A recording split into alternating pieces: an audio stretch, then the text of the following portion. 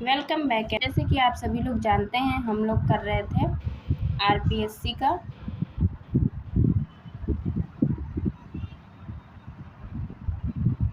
13 PGT, जिसमें हम already 75 question को कर चुके हैं और अब हमारे 76 से लेकर 150 तक क्वेश्चन है, जिसमें 120 तक हमारे सोशियोलॉजी के हैं और उसके बाद जो 30 क्वेश्चन हैं वो टीचिंग एप्टीट्यूड वाले हैं। तो वो उनके लिए इम्पोर्टेंट हैं जो लोग यूजीसी नेट की प्रिपरेशन करते हैं या हायर एजुकेशन का कोई एग्ज़ाम देने जा रहे हैं, उसमें भी आ सकता है। और कोई ऐसे जिसमें टीचिंग एप्टीट्यूड पूछा जाता है तो उनके लिए वो इम्पॉर्टेंट है। तो सिर्फ वही लोग उस पोर्शन को देखेंगे, बाकी लोग अपने 120 तक करके स्किप कर सकते हैं। तो चलिए शुरू करते हैं हम आज अपना आगे के क्वेश्चंस। तो उसमें हमारा पहला क्वेश्चन है, vertical mobility is related to. तो वर्टिकल मोबिलिटी जो है वो रिलेटेड होती है किससे? Change in social class position, सामाजिक वर्ग की स्थिति में परिवर्तन होता है किसमें? वर्टिकल मोबिलिटी में। उसके बाद है, विच of the following is not a condition in social interaction. तो कौन सी सामाजिक अंतःक्रिया की दशा नहीं है? तो सामाजिक अंतःक्रिया की दशा आइसोलेशन नहीं होगी, क्योंकि कांटेक्ट होगा, कम्युनिकेशन होगा, सेंसिबिलिटी होगी।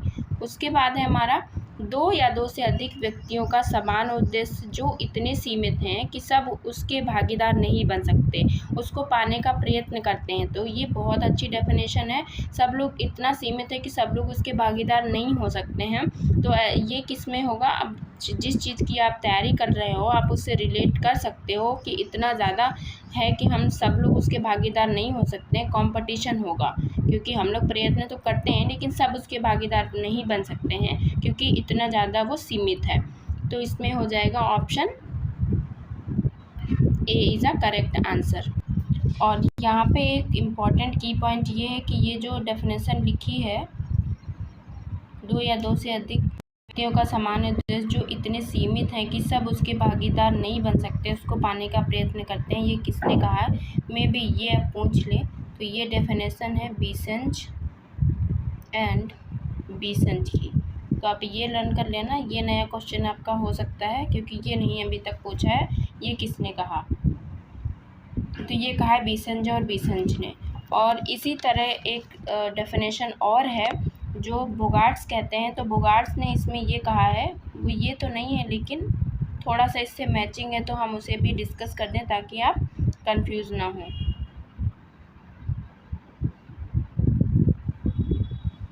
बोगार्ट्स ने क्या कहा कि जो प्रतिस्पर्धा होती है उसमें जो भी एक वस्तु है, ये एक वस्तु है, उसको प्राप्त करने के लिए ये भीड़ लगी हुई है, बहुत सारी भीड़ लगी हुई है इस वस्तु को प्राप्त करने के लिए ये, और ये वस्तु है यहाँ पे रखी हुई है।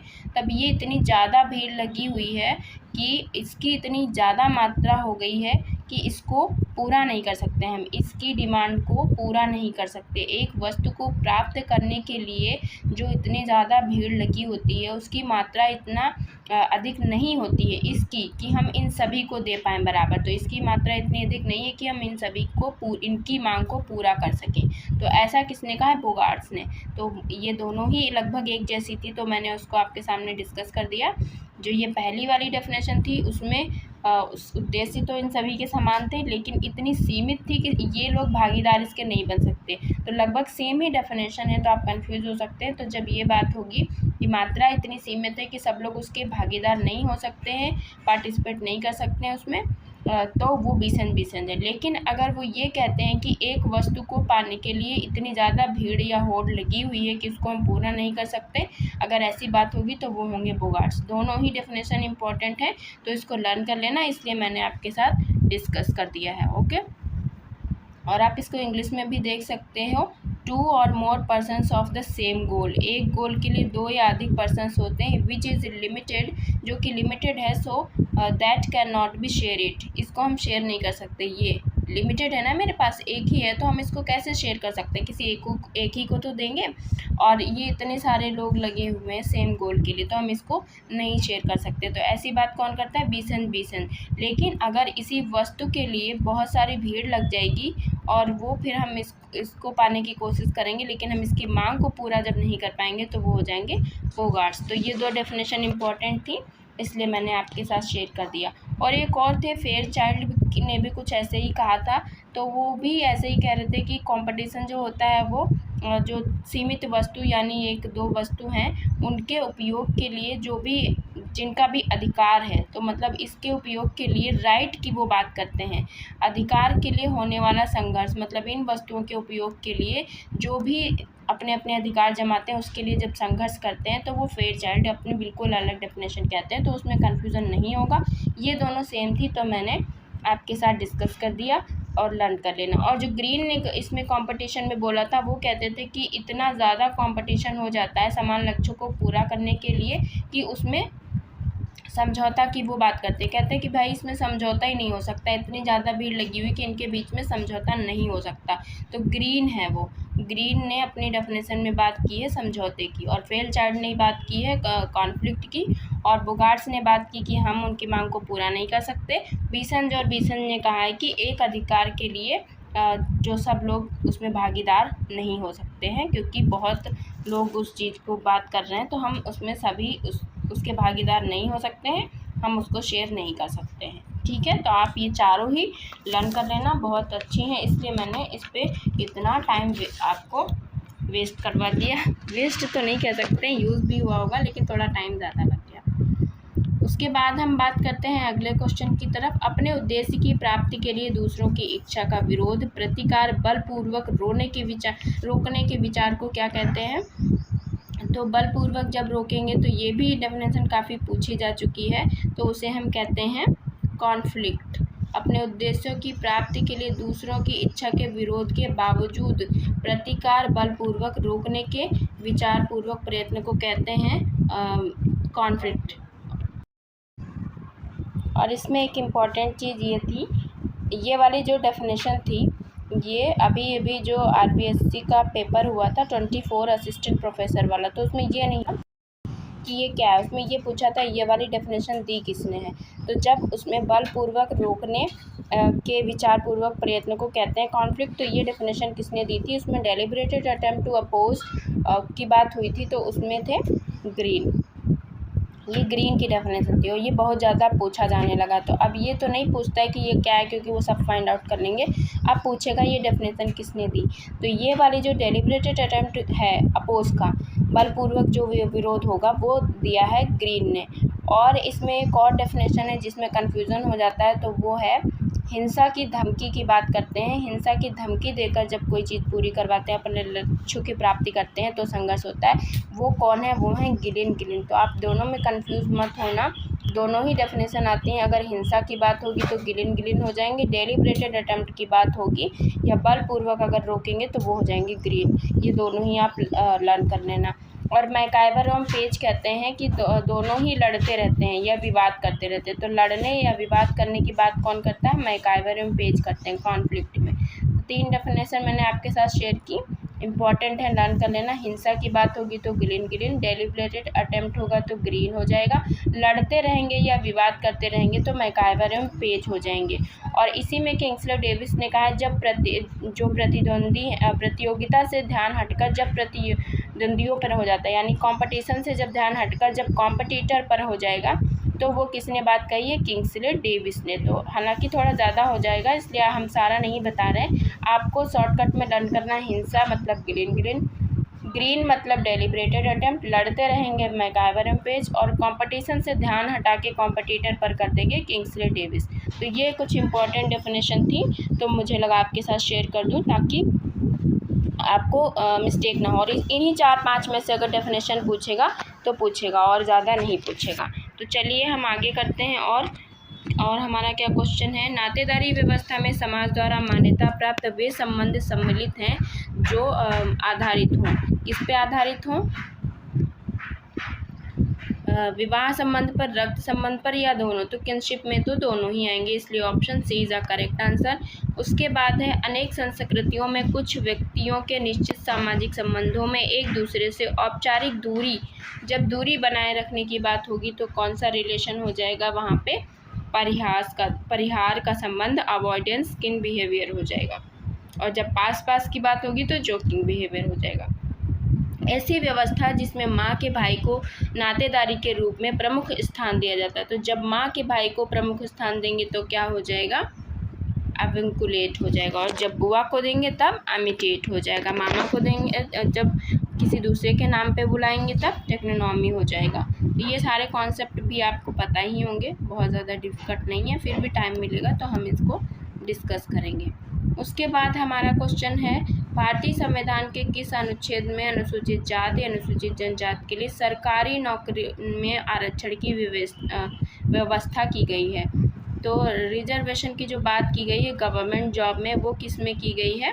आर्टिकल 335 में की गई है। उसमें रिजर्वेशन की जो बात की गई है वो आर्टिकल 335 में की गई है। ये भी इम्पॉर्टेंट क्वेश्चन है पीजीटी के लिए, तो आप इसे लर्न कर लेना। उसके बाद है, निम्न में से कौन सा कारण महिलाओं की भारत में निम्न स्थिति के लिए उत्तरदायी नहीं है? तो निम्न स्थिति के लिए उत्तरदायी नहीं है पूछ रहा है इसमें, तो संयुक्त परिवार, बाल विवाह, वुमेन एजुकेशन। तो वुमेन एजुकेशन तो निम्न स्थिति उससे नहीं होगी बल्कि और बढ़ेगी, इसलिए ऑप्शन सी हो जाएगा। उसके बाद है, निम्न में से कौन सा वाक्य अल्पसंख्यक वर्ग की परिभाषा में सम्मिलित है? तो अल्पसंख्यक वर्ग की परिभाषा में कौन सम्मिलित है? समूह एकात्मकता की निम्न भावना जो सबको सम्मिलित करने के अनुभव से निकलती है। समूह एकात्मकता की मजबूत भावना जो आंशिक रूप से अलग कर देने के समग्र अनुभव पर आधारित है। तो आंशिक रूप से अलग कर देने के समग्र अनुभव पर आधारित है। सभी लोग ये फील करते हैं कि वो आंशिक रूप से अलग हैं। समूह एकात्मकता की एक मजबूत भावना होती है, तो इसलिए अल्पसंख्यक वर्ग यही होगा, ऑप्शन 2। उसके बाद है, निम्नलिखित में से किसने भारत में जनजातीय विकास के लिए राष्ट्रीय उद्यान नेशनल पार्क की बात किसने की है? तो ये की है एल्विन ने। उसके बाद है, जनानिकी अंतरण यानी डेमोग्राफिक ट्रांजिशन किसके लिए उपयुक्त होता है या प्रयोग होता है? तो ये ट्रांजिशन किसकी बात करता है? जन्म और मृत्यु दर का उच्च स्तर, नीचा स्तर, या फिर इसमें तीव्र वृद्धि। तो ट्रांजिशन तो ऐसे ही कई स्टेजों में होगा ना, तो ये इसलिए उपयुक्त सभी हो जाएगा, ऑल ऑफ अबव। उसके बाद है, निम्नलिखित कारकों पे आपको विचार करना है, और इसमें पूछ रहा है आपको लगाना है, बढ़ती जन्म दर, अतिरिक्त अर्जक के रूप में बच्चों की महत्ता का एहसास, घटती मृत्यु दर, विवाह की बढ़ती उम्र। तो इसमें क्या ढूंढना है? जनसंख्या विस्फोट के क्या कारण है? तो बढ़ती जन्म दर की वजह से होता है, अतिरिक्त जो बच्चे हैं अर्जक के रूप में बच्चों की महत्ता का एहसास हो जाएगा, और घटती मृत्यु दर। विवाह की बढ़ती उम्र से इसमें मतलब नहीं होगा, तो 1, 2, 3 होना चाहिए, option A is the correct answer. उसके बाद है, एक औसत व्यक्ति जितने साल जीवित रहने की प्रत्याशा कर सकता है उसको क्या कहते हैं? उसे कहते हैं लाइफ एक्सपेक्टेंसी, जीवन आशा। जनसंख्या विश्लेषण में निम्न में से कौन सी अवधारणा अधिक महत्वपूर्ण नहीं है? तो वो है birth rate, death rate, fertility rate, ecological rate की बात नहीं होती है, इसलिए ऑप्शन डी हो जाएगा। क्राइम इज एन, क्राइम किस तरह का बिहेवियर है? Crime is an anti social behaviour, option C is a correct answer. समाज के अधिक समृद्ध या धनाढ्य वर्गों के सदस्यों द्वारा जो अपराध किए जाते हैं उसको क्या कहते हैं? तो ये क्वेश्चन भी अच्छा क्वेश्चन है। उसको जो समृद्ध लोग हैं वो जब कोई क्राइम करेंगे तो उसे कहेंगे वाइट कलर क्राइम। उसके बाद है, निम्न में से कौन सा कारक बाल अपराध का कारण है? तो बाल अपराध का कारण कौन सा है? ब्रोकन होम हो जाएगा बाल अपराध का कारण। उसके बाद है, वैज्ञानिक सिद्धांतों के विकास के उद्देश्य से जो अनुसंधान किया जाता है उसको क्या कहते हैं? Basic research. वैज्ञानिक सिद्धांतों के विकास के उद्देश्य से जब किया जाएगा तो वो हो जाएगा basic research. Purpose of developing scientific theories, जब साइंटिफिक थ्योरी को डेवलप करने के लिए करेंगे तो बेसिक रिसर्च हो जाएगा। उसके बाद है, आंकड़ों को एकत्रीकरण, विश्लेषण तथा मूल्यांकन की जो योजना तैयार की जाती है उसे क्या कहते हैं? तो उसे कहते हैं, जब कोई प्लान होता है for collection, analysis, evolution of data is frame to research design हो जाता है वो। Option 4 is a correct answer. उसके बाद है what is done after data collection in social research. तो डेटा कलेक्शन के बाद क्या किया जाता है? Determination of unit, formulation of hypothesis, classification of data, pilot study. तो डेटा कलेक्शन के बाद का क्या काम होगा? जब कलेक्ट हो जाएगा तो हम क्लासिफिकेशन करेंगे डेटा का, ऑप्शन सी। उसके बाद है एक प्रकार का प्रतिचयन जो भौगोलिक क्षेत्र के आधार पर तैयार किया जाता है। तो जब भौगोलिक क्षेत्र के आधार पर तैयार किया जाएगा तो उसे हम कहेंगे एरिया सैंपल। ठीक है, एरिया क्षेत्र प्रतिचयन। जब समग्र की सभी इकाइयों को इस प्रकार व्यवस्थित किया जाता है कि प्रत्येक इकाई को चुनाव की समान संभावना प्राप्त होगी तो उसे हम क्या कहेंगे? Random sampling. बहुत ही सिंपल क्वेश्चन और बहुत ही अच्छे पूछे गए थे। एक प्रतिनिधित्वपूर्ण निदर्शन की निम्न में से कौन सी विशेषता नहीं है? तो ये है लार्ज एरिया। ये विशेषता नहीं है क्योंकि जब रिप्रेजेंटेटिव सैम्पलिंग की बात होगी तो लार्ज एरिया में वो नहीं हो पाता है। पर्याप्त आकार होना चाहिए, फ्लेक्सिबिलिटी होनी चाहिए, फ्री फ्रॉम बायसनेस होना चाहिए, लेकिन इस पे नहीं हो पाएगा। तो option A is a correct answer. एक प्रतिचयन जो स्पष्ट सुविधा के आधार पर किया जाता है उसको क्या कहते हैं? उसे जब हम स्पष्ट सुविधा के आधार पर करेंगे, यानी बेसिस ऑफ कन्वीनियंस के आधार पर करेंगे तो उसे हम दूसरे नाम से एक्सीडेंटल सैंपल के नाम से भी जानते हैं। कन्वीनियंस जो है उसे हम एक्सीडेंटल या आकस्मिक सैंपलिंग भी कह सकते हैं। उसके बाद है जब अनुसंधानकर्ता स्वयं अध्ययन समूह का एक पार्टिसिपेंट बन जाता है तो उस मेथड को क्या कहते हैं? तो उसे कहते हैं पार्टिसिपेंट ऑब्जर्वेशन। फोकस्ड इंटरव्यू सबसे पहले किसने यूज़ किया था? तो फोकस्ड इंटरव्यू की बात करते हैं सबसे पहले मर्टन। उसके बाद है निम्नलिखित में से किस विधि में कानों तथा वाणी की अपेक्षा नेत्रों का अधिक उपयोग होता है? तो किस में होता है? अवलोकन में, ऑब्जर्वेशन में। उसके बाद है कोई भी अस्थायी कथन जिसके सिद्ध अथवा असिद्ध होने की संभावना है उसे क्या कहते हैं? तो जब टेंटेटिव स्टेटमेंट की बात होगी तो टेंटेटिव स्टेटमेंट में क्या होता है? हाइपोथेसिस होता है। उसके बाद है सिद्धांत और अनुसंधान के बीच की एक आवश्यक कड़ी जो अतिरिक्त ज्ञान की खोज में सहायक होती है। तो इसके बीच की कड़ी को क्या कहेंगे? जब इसके बीच में होगी तो वो होगी आपकी हाइपोथेसिस। सिद्धांत और अनुसंधान के बीच में, किसके बीच में? थ्योरी एंड इन्वेस्टिगेशन के बीच की एक जो कड़ी है वो है हाइपोथेसिस। उसके बाद है scientific social survey and research, बहुत पूछी जाती थी पीजीटी में। तो scientific social survey and research book किसकी है? पीवी यंग की। Hypothesis is not an, hypothesis क्या नहीं है? वर्टिकल स्टेटमेंट का कोई मतलब नहीं होता। टेंटेटिव स्टेटमेंट, रिलेशनल और एक्सप्लेनेटरी, वर्टिकल स्टेटमेंट नहीं है। मैक्स वेबर ने समाज और विज्ञान और प्राकृतिक विज्ञान में विभेद का आधार दिया। सामाजिक क्रिया का वस्तुपरक मापन, सामाजिक क्रिया की गणितीय अभिव्यक्ति, सामाजिक क्रिया का मशीन द्वारा प्रकरण, सामाजिक क्रिया की वस्तुपरक समझ, subjective understanding of social action. यही है उनका option 4 is a correct answer. उसके बाद है एक विस्तृत शिक्षित जनसंख्या से सूचनाएं एकत्रित करने की सर्वाधिक उपयुक्त प्रविधि है। तो इस सर्वाधिक प्रविधि कौन सी है? जब हम किसी लार्ज शिक्षित जनसंख्या से करेंगे तो वो हो जाएगी क्वेश्चनायर। अनुसंधान प्रक्रिया में की जाने वाली निम्न प्रक्रियाओं का सही क्रम है वो लगाना है आपको। तो सबसे पहले हम क्या करेंगे? डेटा कलेक्शन करेंगे और सबसे लास्ट में हम करेंगे डेटा एनालिसिस। तो हमें फाइंड करना है इन दोनों में से, और डेटा प्रोसेसिंग तो पहले होगा नहीं, डेटा कलेक्शन ही पहले होगा। तो ये हो जाएगा हमारा option C is a correct answer. उसके बाद है सामाजिक संरचना एवं सामाजिक संस्थाओं के अध्ययन में सामाजिक डार्विनवाद की अवधारणा का प्रयोग किस सामाजिक दार्शनिक ने किया है? तो आपको ऐसे ही समझ में आ गया होगा, सामाजिक डार्विनवाद से स्पेंसर।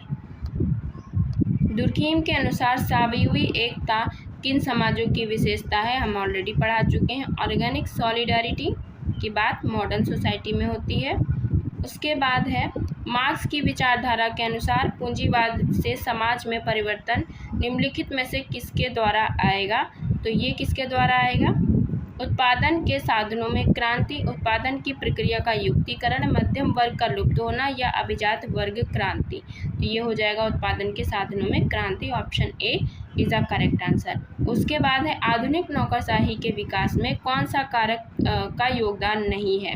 तो ये है वस्तु विनिमय लेन देन की अर्थव्यवस्था का विकास, मुद्रा पर आधारित अर्थव्यवस्था का विकास, प्रशासनिक कार्यों का विकास, कानून या वैधानिक गारंटियों की तर्कपूर्ण व्याख्या। तो हो जाएगा the development of barter economy. Modern bureaucracy है उसके विकास में इसका योगदान नहीं है, वस्तु विनिमय की लेन देन की अर्थव्यवस्था का विकास। उसके बाद है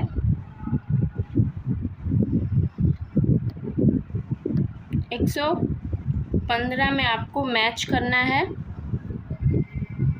कॉम्ट का क्या है? लॉ ऑफ 3 स्टेजेस, स्पेंसर का डिवीजन ऑफ लेबर, वेबर का रिलीजन एंड इकोनॉमी हो जाएगा, और दुर्खाइम का क्या होगा?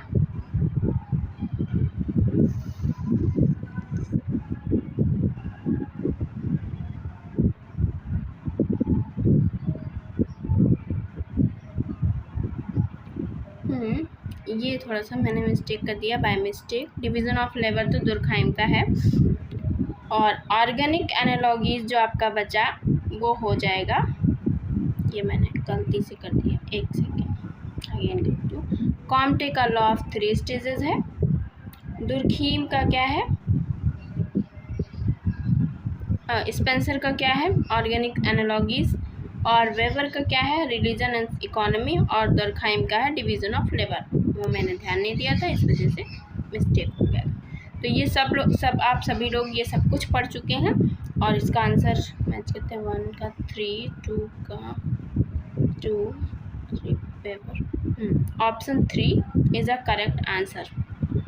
ओके, कॉम्ट का लॉ ऑफ 3 स्टेजेस, स्पेंसर का ऑर्गेनिक एनालॉगी, वेबर का रिलीजन एंड इकोनॉमी, दुर्खाइम का डिवीज़न ऑफ लेबर। उसके बाद है गांधी के सत्याग्रह को वेबर के निम्नलिखित में से किस एक सामाजिक क्रिया के प्रकार के उदाहरण के रूप में माना जाता है? तो जब जो गांधी के सत्याग्रह का जो है उसको हम किस एक्शन में रखेंगे? Sentimental action, affective action, traditional तो होगा नहीं, इवैल्यूटिव एक्शन, मूल्यांकनात्मक क्रिया के रूप में उसे रख सकते हैं। उसके बाद है दुर्खीम के अनुसार मानक शून्यतावादी आत्महत्या यानी anomic suicide is a result of, किसका रिजल्ट है? वो है जब उसमें नॉर्म्स वगैरह जो हैं वो थोड़ा सा उससे हट जाएगा। तो ये देखते हैं कि इसमें एक व्यक्ति का समाज में अत्यधिक घुल मिल जाना, तो क्यों सुसाइड करेगा वो? कठोर सामाजिक नियम होंगे तो वो तो उसमें फेडरलिस्टिक में चला जाएगा। नियमहीनता की स्थिति अथवा अपने आप को अकेला या समूह से कटा मानेगा, जब नियम उनके फेल होने लगेंगे तब एनॉमिक सुसाइड होती है। तो इसलिए 117 में हो जाएगा 3 ऑप्शन करेक्ट। बढ़ते हुए भूमंडलीकरण के लिए निम्न में से कौन सा कारक उत्तरदायी नहीं है?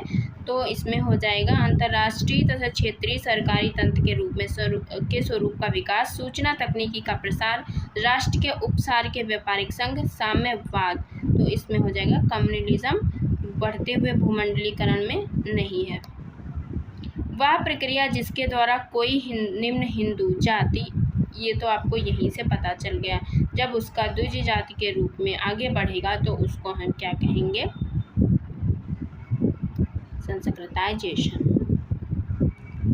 कौन सी विशेषता उत्तर आधुनिकवाद के लिए सही नहीं है? पोस्ट मॉडर्निज्म के लिए सही नहीं है। क्या सही नहीं है? ये मानवता को, ह्यूमनिज्म को इम्पोर्टेंस देती है, इमोशंस को इम्पोर्टेंस देती है, कोऑपरेशन को इम्पोर्टेंस देती है, लॉजिक एंड कंपटीशन को इम्पोर्टेंस देती है। तो 120 में पोस्ट मॉडर्निज्म की बात हो रही है, तो ऑप्शन 4 को करेक्ट नहीं माना गया। पोस्ट मॉडर्निज्म में करेक्ट ट्रू कैरेक्टरिस्टिक्स नहीं है पोस्ट मॉडर्निज्म की।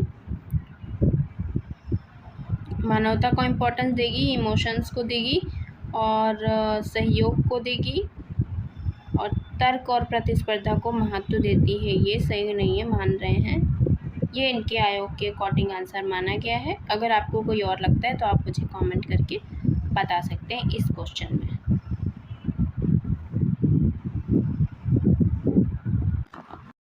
वैसे यही आंसर सही होना चाहिए क्योंकि जो पोस्ट मॉडर्निज्म होता है वो जनरली रिजेक्ट कर देता है the idea of universal logic and competitive structures associated with the modernism.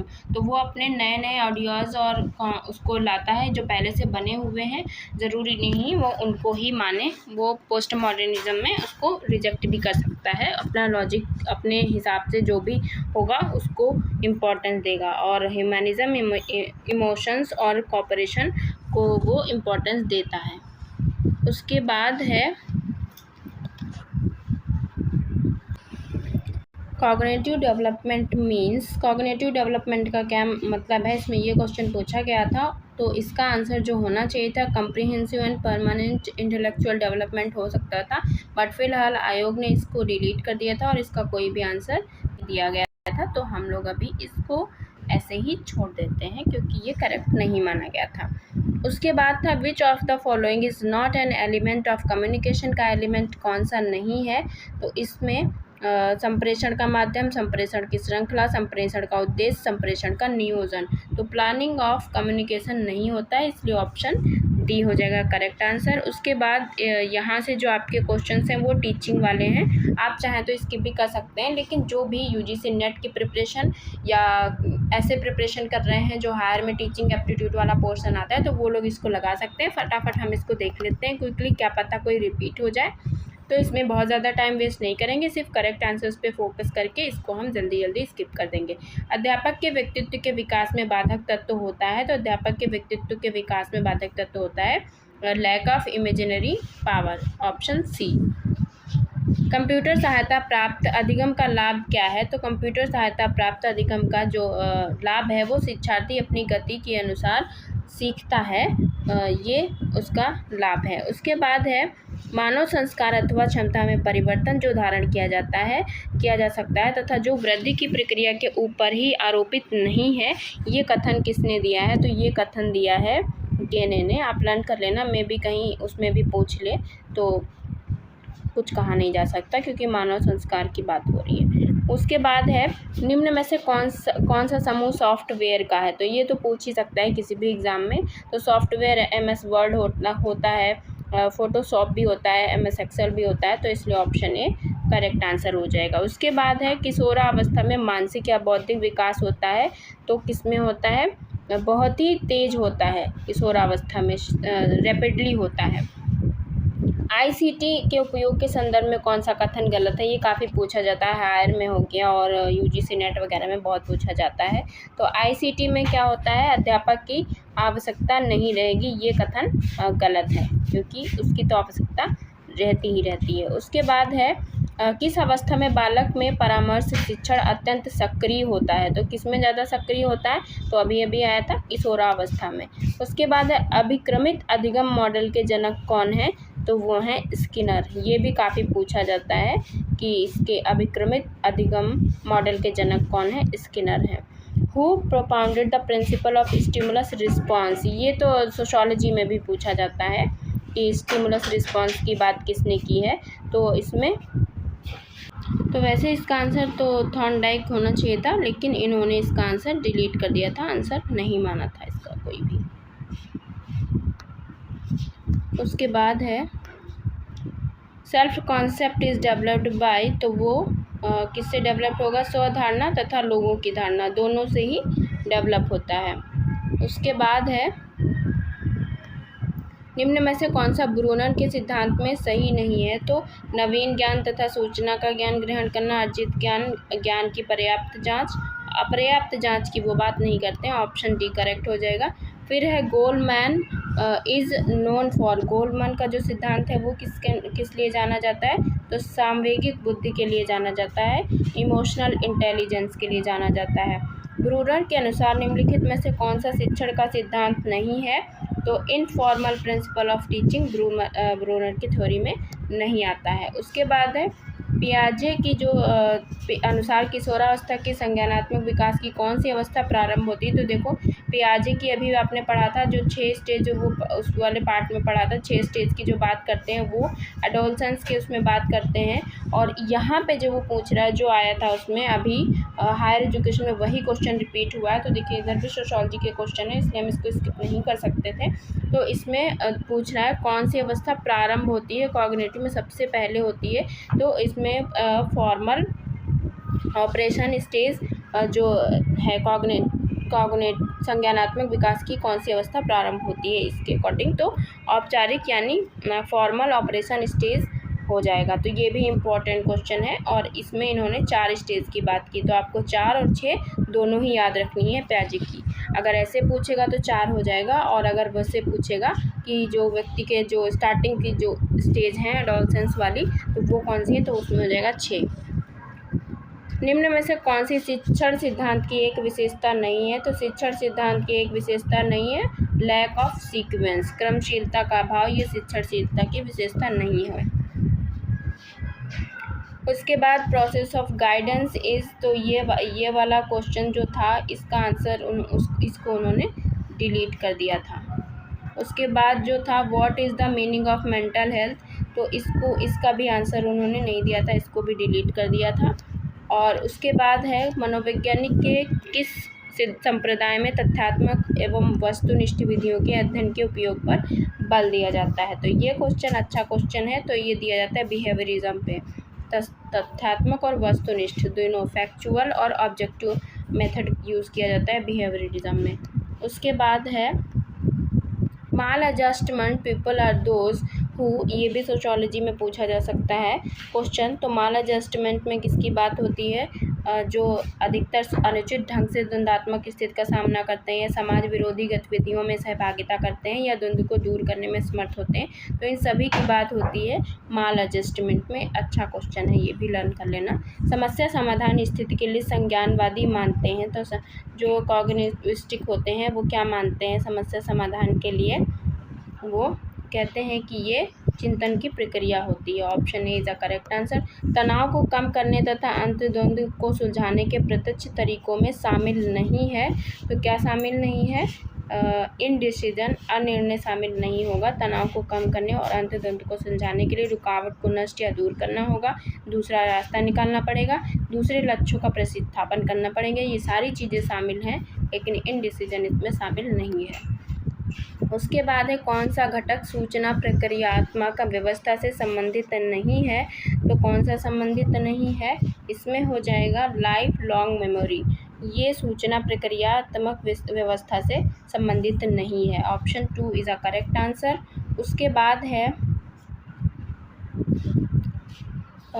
संप्रतिलब्ध प्रतिमान किसने प्रतिपादित किया था? तो ये किया था जेरोम ब्रूनर ने, अटेनमेंट मॉडल। उसके बाद है एडोलसेंस पीरियड, वह अवस्था है जिसमें बालक परिपक्वता की ओर अग्रसर होता है। ये कथन किसका है?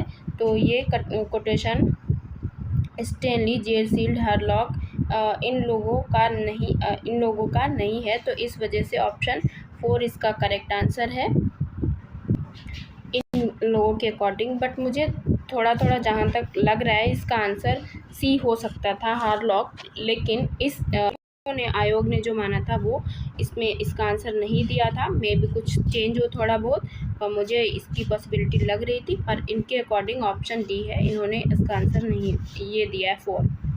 विच ऑफ द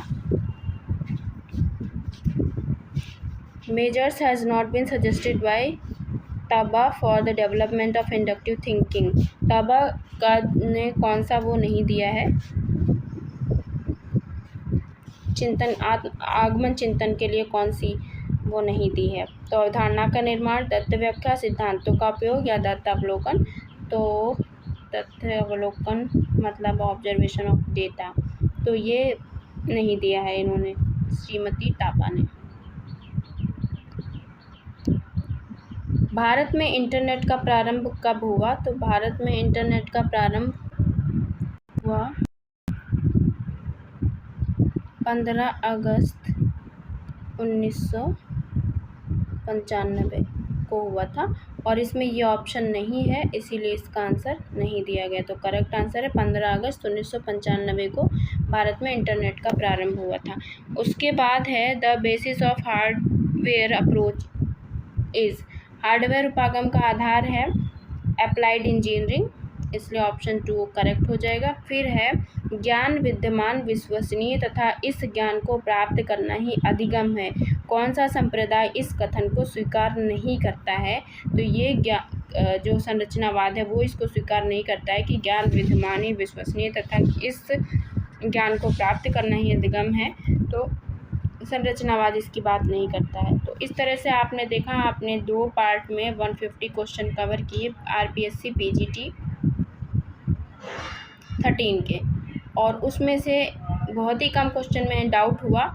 बहुत ही अच्छा रहा ये पेपर फ़िलहाल, तो आप लोग इसको लर्न करने लगा लेना, और मुश्किल से 10 to 15 क्वेश्चन ही होंगे जो डिफ़िकल्ट होंगे, अदरवाइज़ सभी आंसर्स भी क्लियर हैं और सभी क्वेश्चन भी बहुत ही अच्छे कॉन्सेप्चुलाइजेशन वाले हैं, तो कोई भी प्रॉब्लम नहीं होगी आपको सॉल्व करने में। इसी के साथ साथ जितने भी आरपीएससी के पीजीटी के पेपर हैं, ज़्यादा नहीं है, 2-4 ही पेपर हैं, वो हम कोशिश करेंगे कि आपको सॉल्व करा दें। और इसी के साथ साथ जो भी और अदर स्टेट में हम देखेंगे जो भी इजीली हमें फाइंड आउट हो पाएंगे पेपर, तो तब तक हम आपको कवर करा देंगे। और सिलेबस में जितनी इंपॉर्टेंट चीज़ें थी वो मैंने कवर कर दी, बाकी के जो कॉन्सेप्ट हैं वो बहुत ज़्यादा इतना कन्फ्यूजिंग वाले नहीं हैं, और वो हम पेपर्स में कवर ही कर रहे हैं। तो आई होप इस तरह से करके आप होल सिलेबस के करीब पहुंच रहे हैं, क्योंकि ये सारी चीज़ें इनमें कवर हो रही हैं। और मेनली जो हमारा पेपर कराने के पीछे मकसद है वो यही है कि आप समझ पाएँ कि आपको स्टडी में क्या चेंज करना है या आपका कौन सा पोर्शन वीक है। तो आई आपको हमारी वीडियो से कुछ ना कुछ बेनिफिट ज़रूर मिलता होगा। और चलिए तब तक के लिए बाय बाय, मिलते हैं नेक्स्ट वीडियो में। Thank you for watching the video.